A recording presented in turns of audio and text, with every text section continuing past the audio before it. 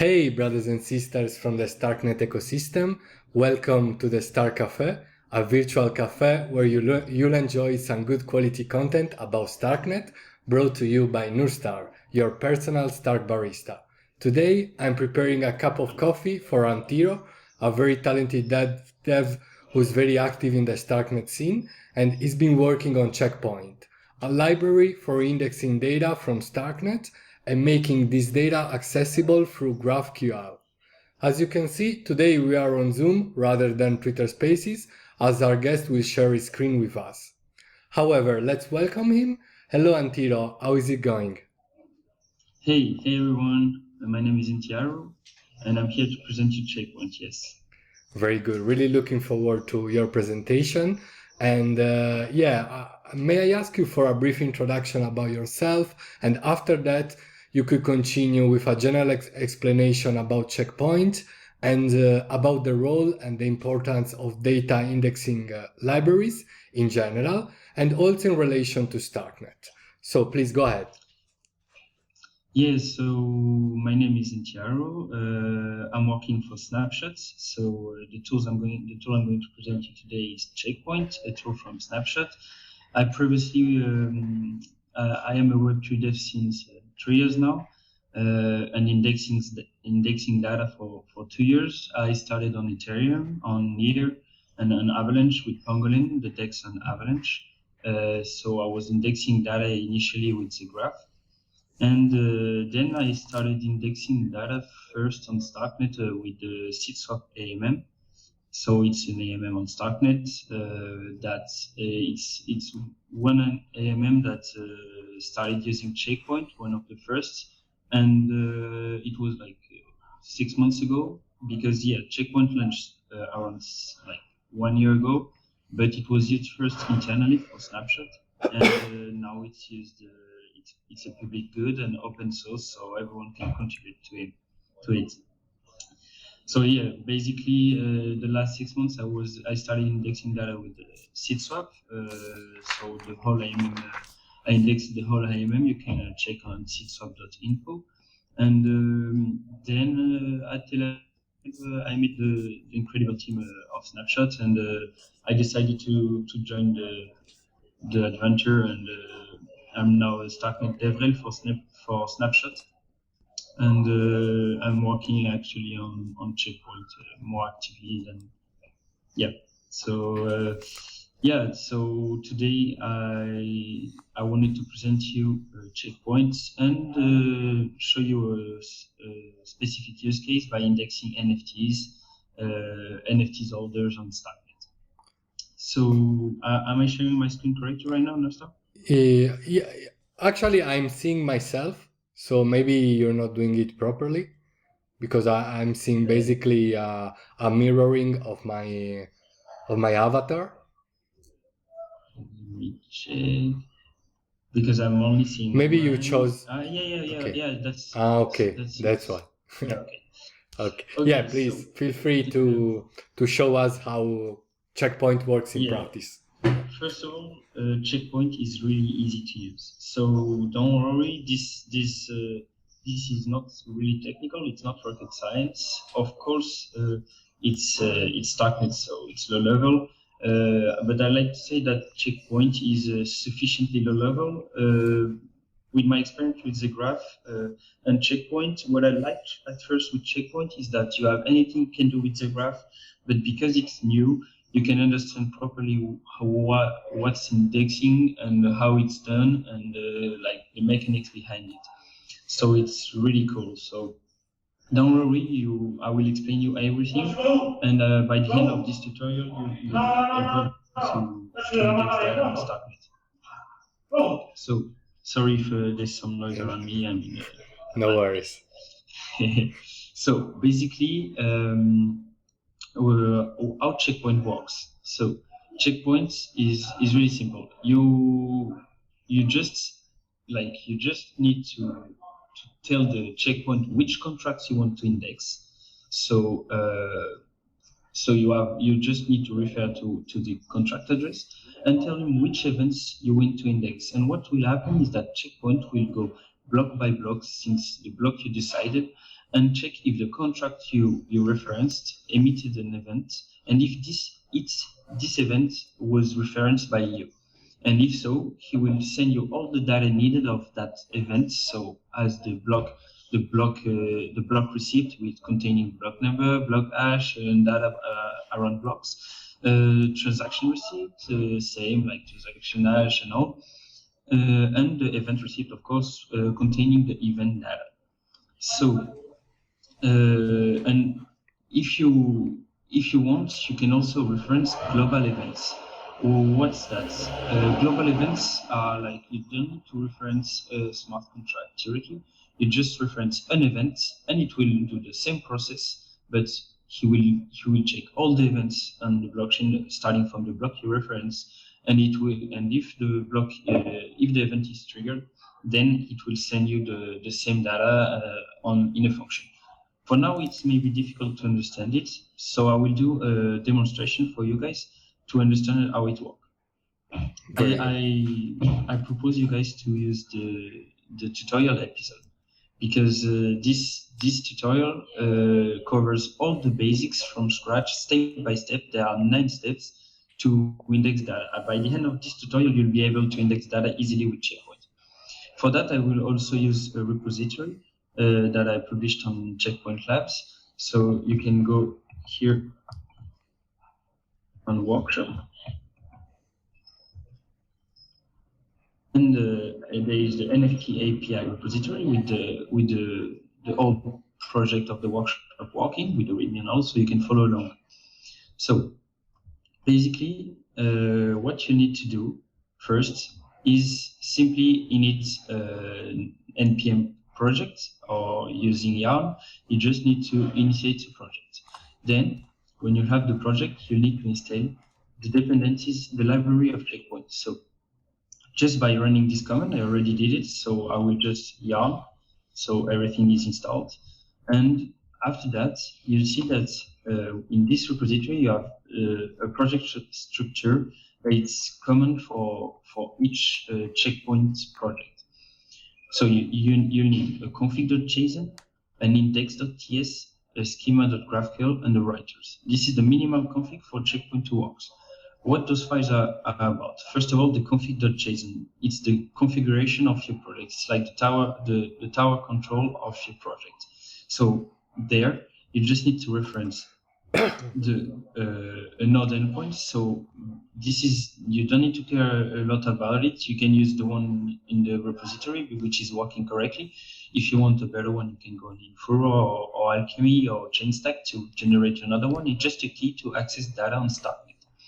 So then you have the sources. So in the sources, you have contracts. So as I said, you need to reference a contract that you want to index. If you want to index, I don't know, like all the swaps for the DAI contract, you'll index the DAI address here, and you'll index, you'll reference the starting block you want. So imagine that you have, I don't know, like a factory from your AMM on Starknet, and but you deployed it only like 2 days ago. You don't want to start indexing all the blocks until the address is deployed. So you just like reference the block where you want to start to index, and it will start at that block. And then you have the deploying function. So this is the deployer function. Just in case you want to like integrate some stuff, some functions when your contract is deployed.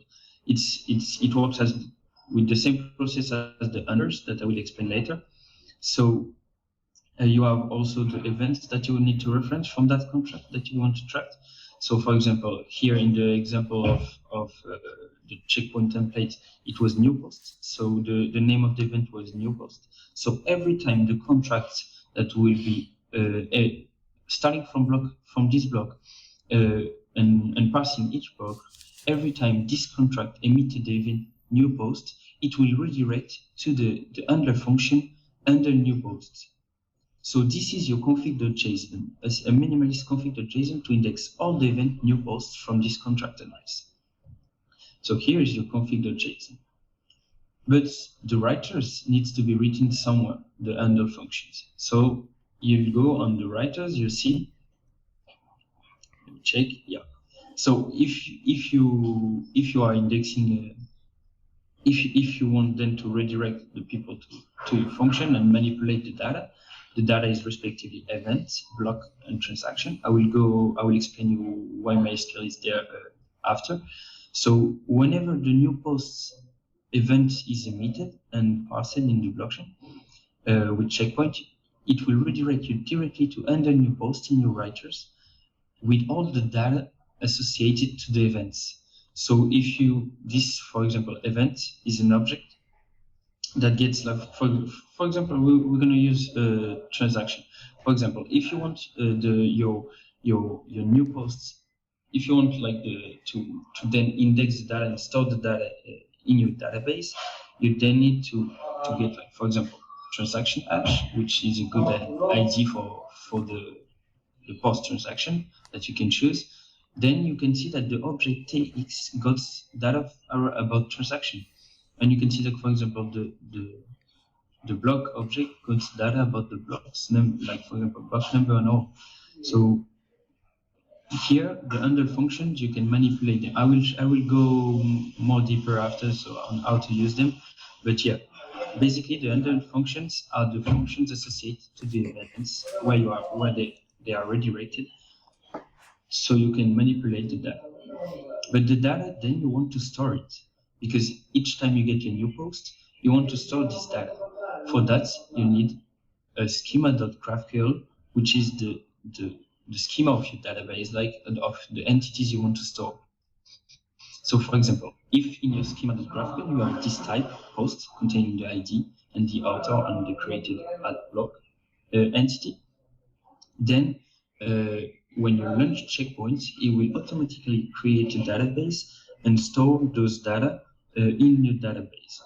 Checkpoint is using GraphQL, so this will later be used also for the endpoint, the API endpoint, which is actually stored in the index.ts. Index.ts, you don't need to touch it. Index.ts is really simple. It's a simple file that will launch an Express server, and locally, I will show you later, locally it will launch an API endpoint so you can access the data and query it easily regarding your index of data on your database and regarding the entity you define here. So let me show you how it works in practice. So we're gonna try to index NFTs. So here we want to index. Let me show you what we want to index so you can understand better. So here in our schema, we have what? We have account NFT, and we want to store like the ID, which is equal to the NFT address and the account address. Sorry, I missed it here, and the account address.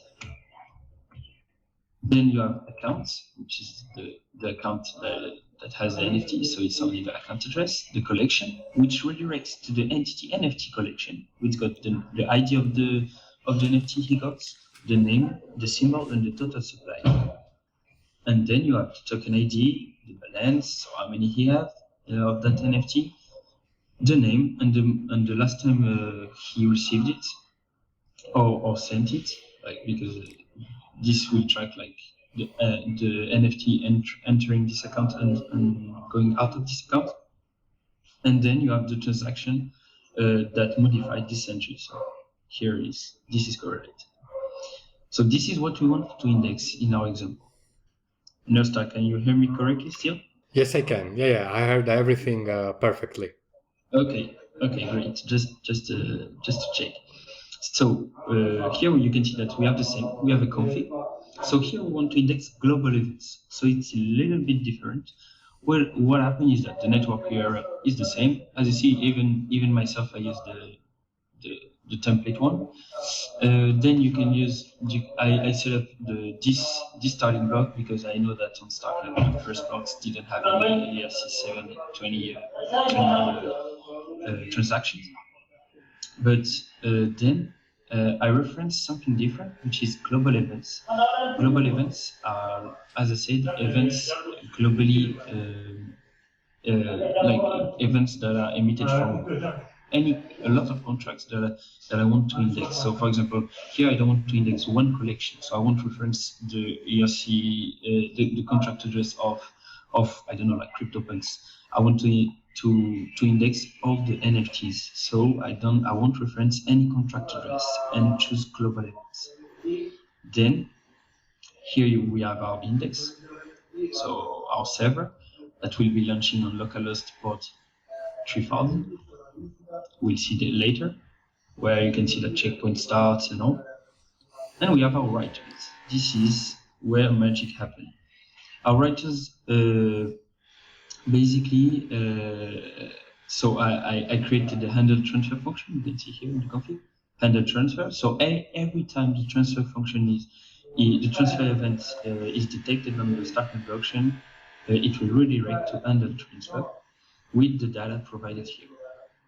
So there is one little function that you need to have when you index global events, which is different for the others. Not necessary, but in my case, it is. It's the ERC 721 function, which detects if the interface of that contract got the required function. Why? Because here you can see that I indexed in the config I wanted the transfer event, but ERC20 got transfer events, so I need to filter ERC 7021 from that other ERCs. So any contract with the transfer event will be detected. So here in this function, I just check if the emitted contract, the event detected, if its emitted contract got the token ARI function, then I continue. I could add as many function I wanted. It will or undesired function I wanted. It will detect it. So this is a function that is needed. I added. So here basically you just need to do your stuff. Like this is all my handle transfer function. I just okay. So no, basically what I wanted to say is I wanted to show you how the events are. How do you get the events, and why did I need to get the from, to, and value of that event? Because I know that the transfer events got gives you all those values. So the events I want to let me show you how the event is.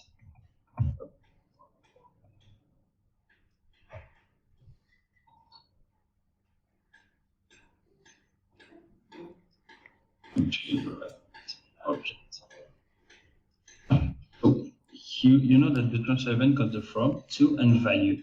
So here you can see that the event here got data, but this data, you cannot understand it. Like, what's this data about? What is this data about? So here you can see that there are 4 fields. The first one you ignore it, but then here you can see the from, the to, and here there are the last field you need to ignore it. You have the first field that is the from, the to, and the value. So this is how the event looks like when it's transferred to you in the handle function. So then, sorry. No worries. Then you just need to use the get event function, which is in the utils. That's you receive it when cloning the checkpoint template, which will just pass all of the data for you, so you can get a raw event with the data organized with the from, to, and value. So you just need to reference here the schema of your transfer, and then it will organize the data for you. Then what I want to do is that if the NFT isn't indexed yet, I add it. So I add it to this entity, the NFT collection. Here, if the NFT isn't indexed yet, I add it. If it's not, I get it from my database. So here I create just a new NFT with the from address. I create my NFT with a function. Those functions are on the GitHub. You can check.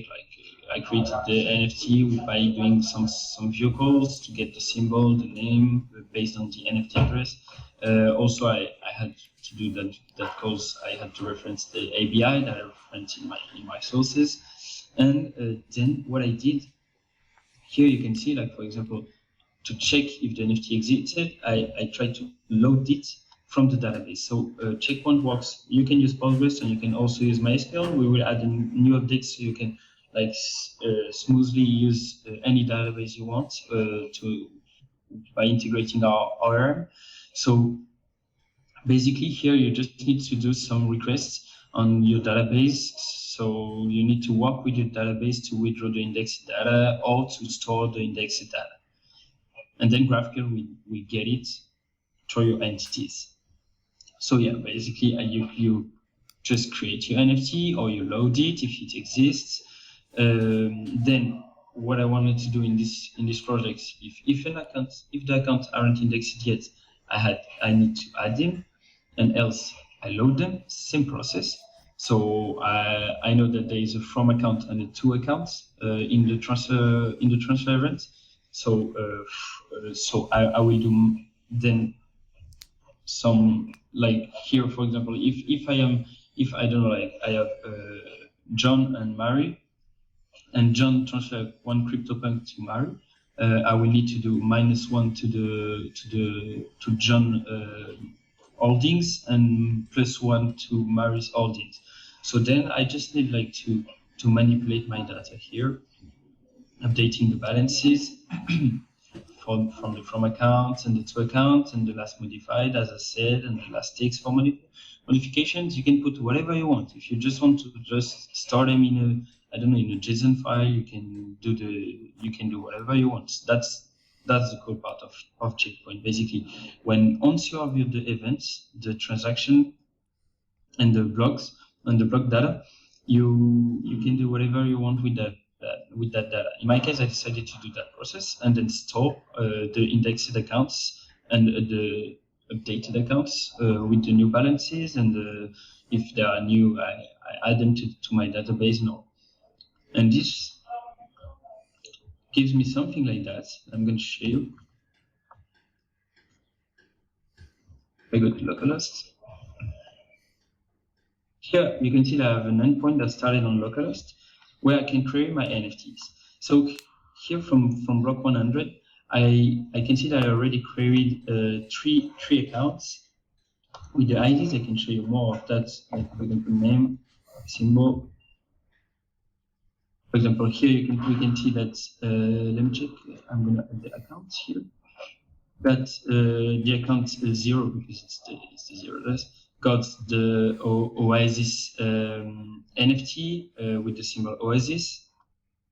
Here you can see that on block 100, the Oasis ERC721 was really present. So, but if you start to index it from block 0, you'll see that with that project that it's on the workshop repo, you get all the account holders with all the NFT they are holding since block 0.